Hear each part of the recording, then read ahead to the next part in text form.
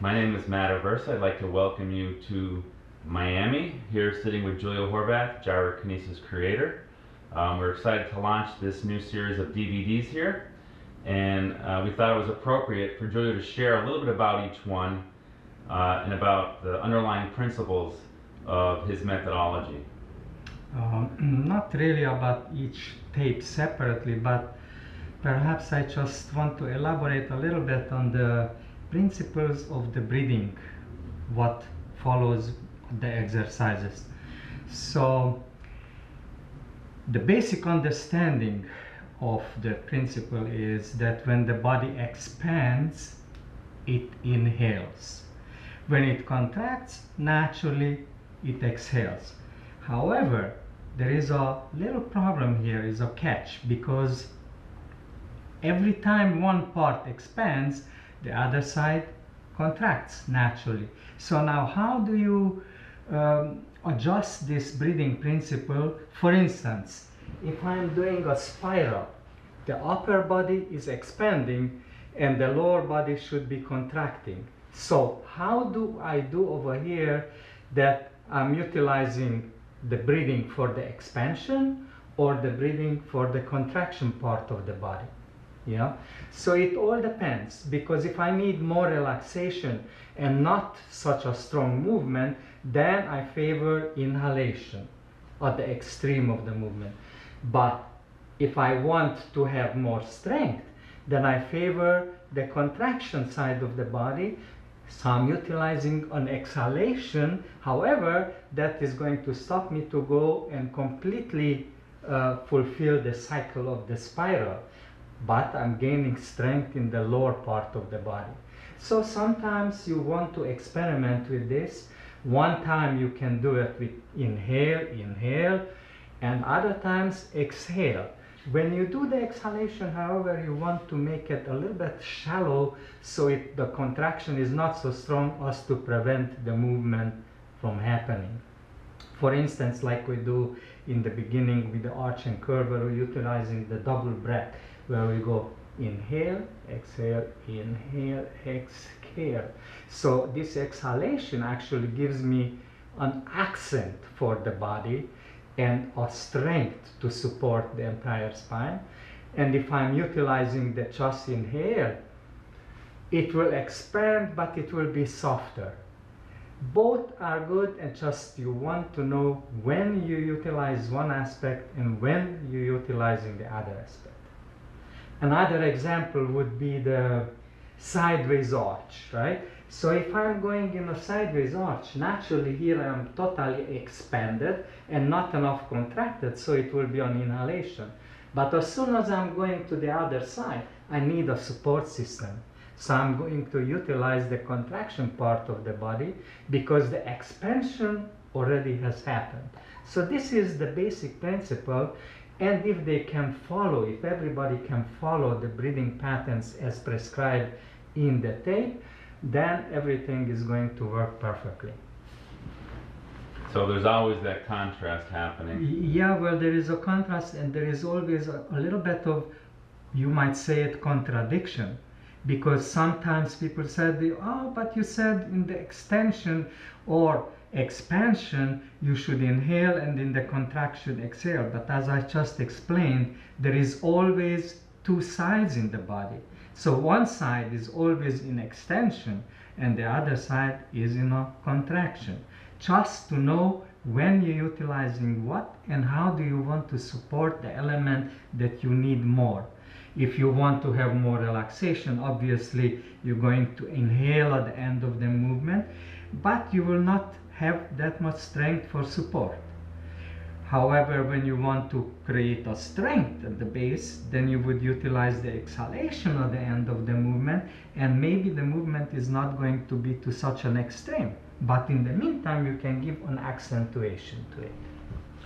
So in one of our DVDs, we're launching Spinal Essentials. It's the most basic movements, the foundation of the system.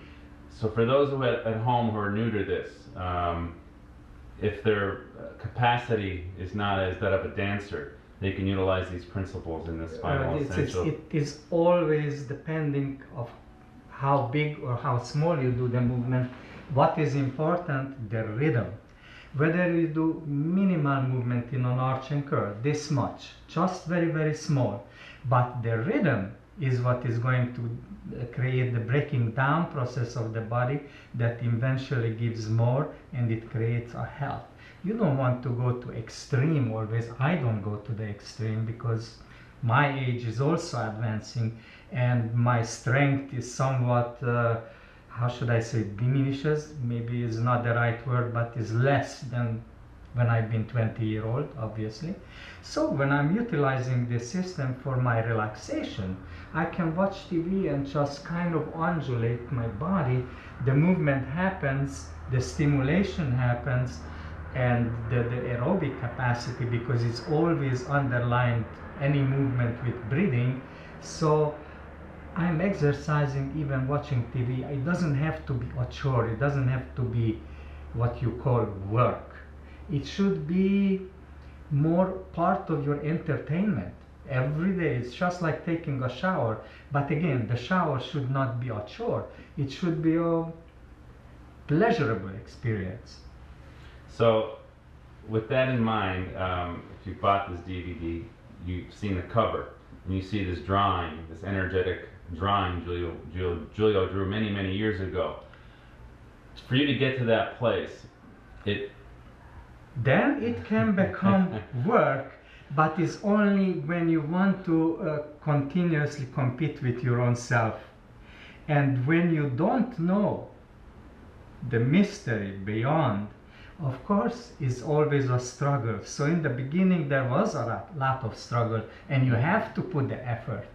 It's not when you want to go to this other dimension of experiencing energetics and, I don't know, open up for inspiration, or that is an effort to start with. So your process to get to that, when you were able to draw that after you experienced that, how long of a process was that? It's a long process, but not everybody has to go there and needs to go there.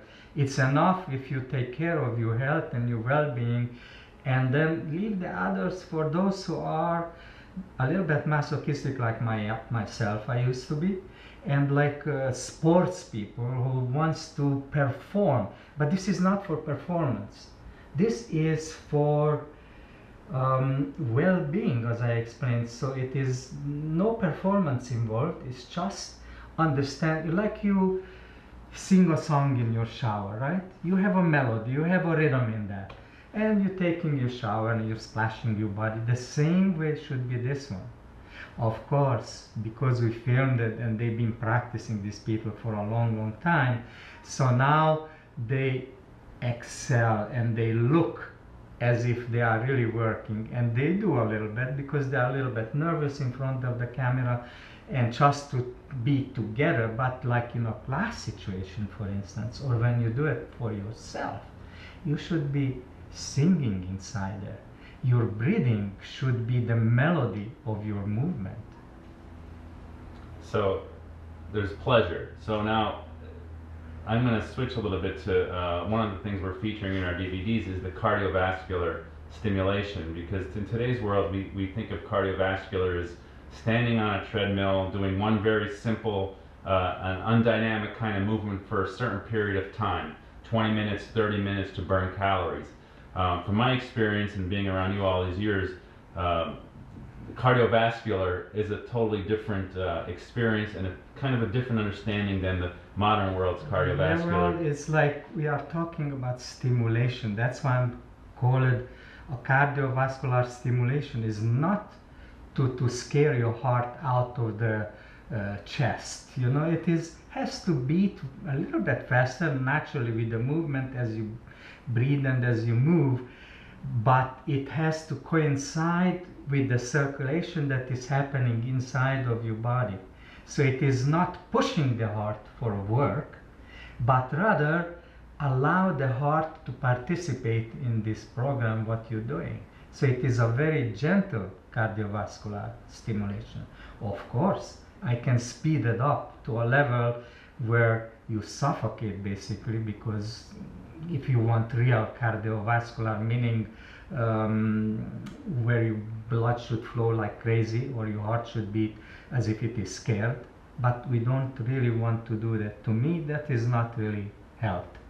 If you go out on a boardwalk like here in Miami, for instance, and you watch people jogging, or look at the faces, they are always in a suffering mood, always in a struggling mood. So how can that be good? And their bodies sometimes look like as if they are really, really hurting, and yet they're pushing and pushing and pushing, thinking that they're doing something good for themselves. That's not good. If you do in a gentle way, you should be able to do it for as long as you live, and even when you are sick, even when you're ill, you should be able to continue to do this, because it is not aggressive. It is more like a, I would say, passive aggressive. I don't know if the word is right, but it is more passive exercising than really aggression coming through. So you're going to see in these movements, in these cardiovascular movements, the whole body's participating. And you often talk about, our heart is here, but people are doing cardiovascular at the leg level, running on that treadmill. And you often talk about how the arms and the stimulation of the upper body as well. It's like you have to look at this more like a clockwork. The heart of the clock is the entire clock.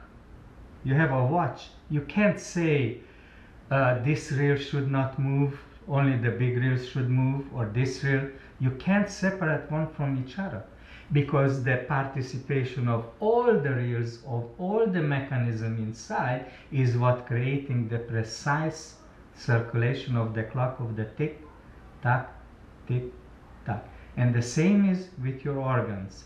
The participation of the entire body and the entire structure is what creates well-being and health. Not just having leg muscles or biceps or triceps or who knows what everybody wants. It is well-being means the entire structure works harmoniously. It's like an orchestration. It's not like one instrument. It's an orchestration. So it's more efficient. You don't, and as far as time is concerned, people are going to get more out of it in say a less amount of time if they were doing one repetitive motion. Yeah, it's like, of course, you can choose one that you prefer. Just if you are growing towards performance, let's say you are a dancer and you have to perform, or you're a skater, or you are a gymnast, there is no escape. Over there you have to work for performance. But this is geared for well-being. And even this gymnast, dancers, this performance needs somewhere a relaxation, that this overused musculature, overused body can relax and regenerate, because regeneration is the point over here. Not destroying, not extracting. It's like you have money in the bank. You stimulate it, but always putting it a little bit more instead of taking the whole thing out, and then what happens? It's an empty bank. And until it fills up again, it's very difficult. No, it's rather take a little, put back a little, take a little, put back a little. And in fact, this is putting money in your bank account, not taking out. I'd like to talk a little bit about the breathing. We have a long breathing segment and a shorter breathing segment. And there's some aspects of the breathing where there are certain arm positions. Okay, I think I know what you're talking about. Where you're here, and there's different intentions in behind each one. Can you talk a little bit about those? Because people are going to be sitting there and practicing these exercises. So there are many aspects to this. One aspect is symbolism in it. It symbolizes a growth process, meaning you're going from the lower to the higher. But it is not just that. It is also how you connect your strength, softening it with your heart center, where there is a little bit more love towards yourself as well. And then opening up for inspiration, because people are always thinking aggressively. They want to attain, achieve, and this and this. But how do you get inspired when you are so aggressive? So you have to soften that part of your being where your mind become perceptive, your body become perceptive. So the first symbolizes the strength of the earth, because that's where we are growing from. It's like a big tree trunk coming. It needs the nourishment of the earth. It needs the power of the earth. And that's where we're coming from. The heart center softens your aggression, softens that energy, and use it constructively. Use it as how now it just doesn't come. The word doesn't come to me now, but constructive energy instead of just using it for aggression and power and pushing and pulling and so on. And the third, it symbolizes, as I explained it over there, the children, how children can grow. This is how they can absorb, because, and this is how they are so smart when they are young and can remember everything and they see everything, because they are still absorbent. They are not aggressive outwardly, continuously going out, out. They're also going in. Receiving. They are still receiving, perceptive mood, yes. So these are basically the an alignment and a harmony between all the centers. Right, and of course, each one stimulates a different part of your body, because by holding your hands in this way downwards, it creates a pyramid structure inside of the body. The weight is grounded downwards. This opening, it symbolizes more a surrender and an opening of your heart and a softening of all of this energy. And in the same times, if you hold the position long enough, is like wings. Can you imagine a bird, what kind of a strength it needs to fly? Eagle. The eagle, for instance, and you are building wings. So when we're working to go beyond your limitation, depending how long you hold these positions, most of the time I can see that people start sweating and shaking and they just cannot hold it anymore, like because they do through. not understand. Yeah, because the energy is not, the pathway is not open yet. So to open the pathways completely, you have to wait it out. Meaning, first comes the shaking and the jittering, and then if you can go beyond that, because it comes with pain and aches and fatigue, and if you can go beyond that, that's when it opens up. So it will take a long time. I have all these dancers, all these sports people, these karate people, but they cannot hold the position as long as I do, because they do not understand the relaxation involved in it. Plus, their pathway inside is not open. So it all depends. If I'm holding my hands here, with the circulation wants to go, but we are going only this way, because your arms are always down. So now, to be able to go against this pressure that is coming from above, it's a difficult task. So I know you're offering specifically some of these breathing workshops down here in Miami for a lot of the certified trainers and things. So when you're out there and you're in front of the class, you're experiencing these things. You're going to a place of that uncomfortness, and you're passing through it. Because to me, it's not so much the uncomfort anymore, because I can hold the positions much longer. I practiced for long times. It's more like giving the strength to the class for those who follow to take them beyond their limitation, because if I am not doing it in front of them, they are going to stop way prematurely. Yeah. So yeah, in the beginning there is a little struggle with this, and in your own body, in your physical. Not really for my own body. It is a struggle for them.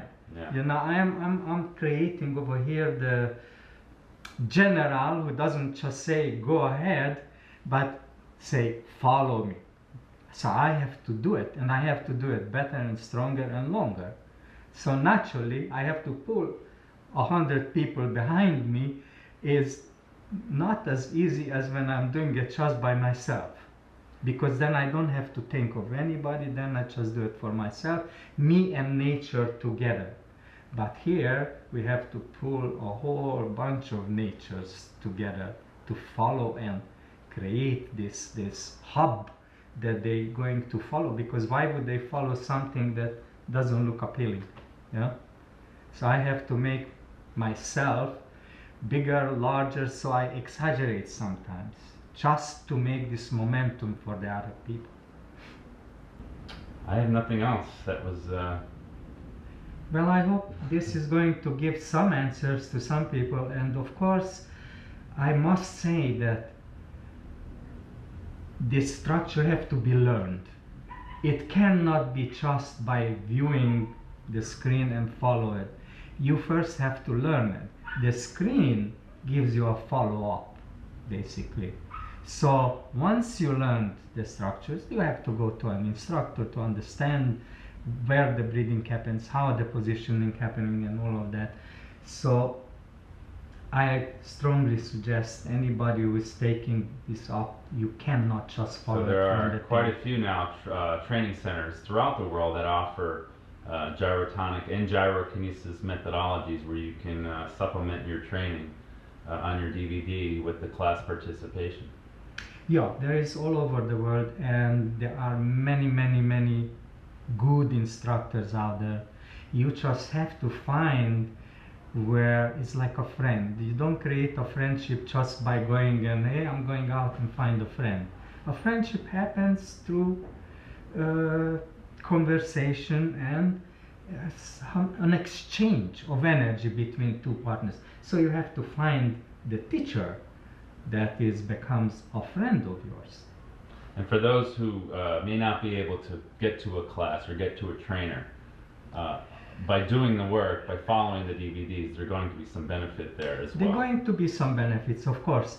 I'm getting letters all the time from people who has never seen me, and they doing the exercises with me in the past when I have been doing actually in front of them, and they say, oh, they feel so good and everything feels so imagine if you feel so good when you don't know what you're doing, how good you're going to feel when you know what you're doing. So yes, of course there will be benefits, but it's always a much refinement, Exactly. a deeper level of refinement with it. That's with anything when you have a teacher who is well trained to guide you. So Absolutely. I have nothing else for today. I'd like to thank you for joining us, and we ask that you enjoy those DVDs. I thank you for listening, and I hope you find a good use for these DVDs. Thank you. Thank you.